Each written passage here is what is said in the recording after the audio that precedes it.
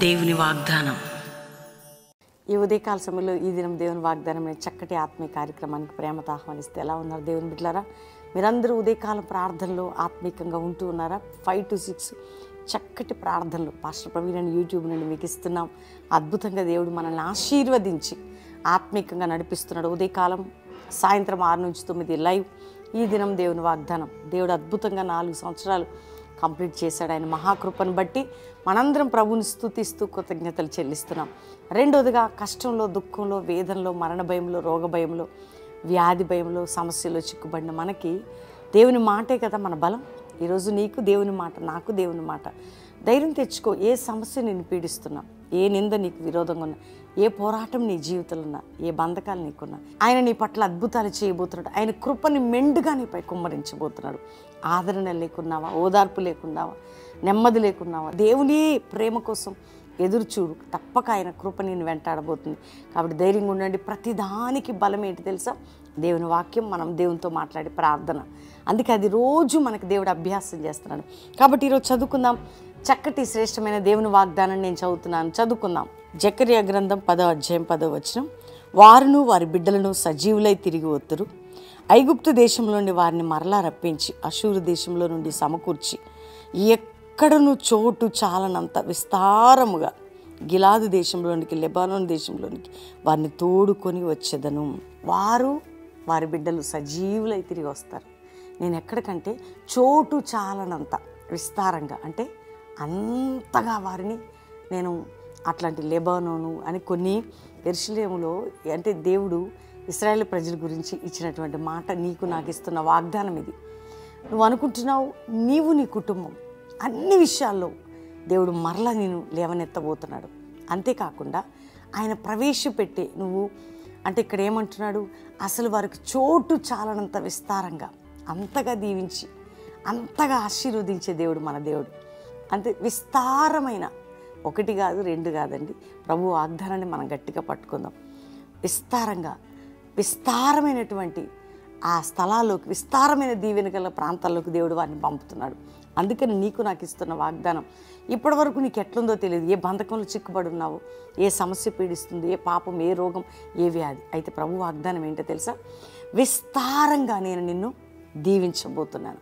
విస్తారంగా. ధైర్యం తెచ్చుకో. విస్తారమైన దీవెనండి.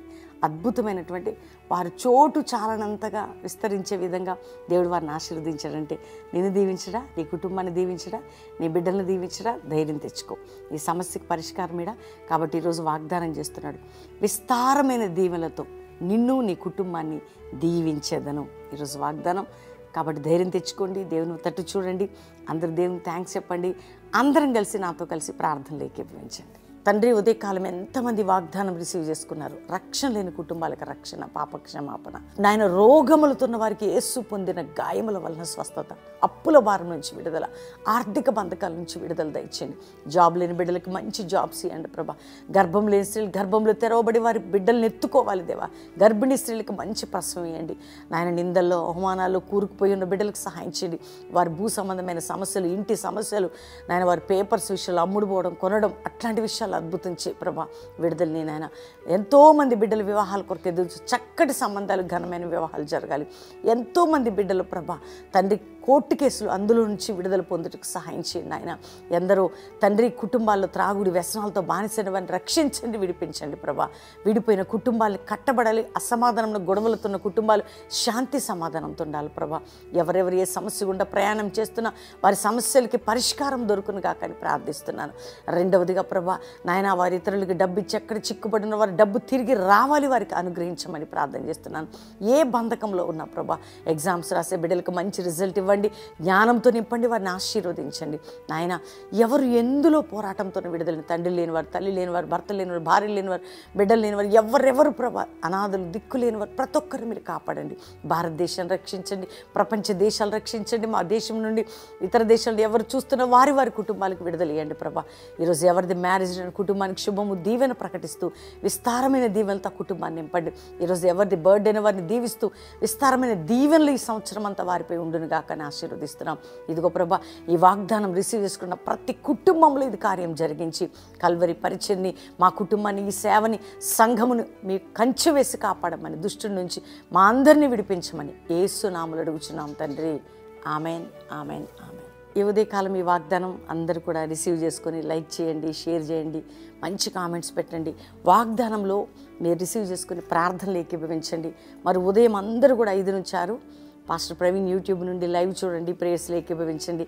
ఈవినింగ్ 6 నుంచి 9 ప్రతి ఒక్కరు కూడా మీ ఫ్రెండ్స్కి చెప్పండి లైవ్ వస్తుందని.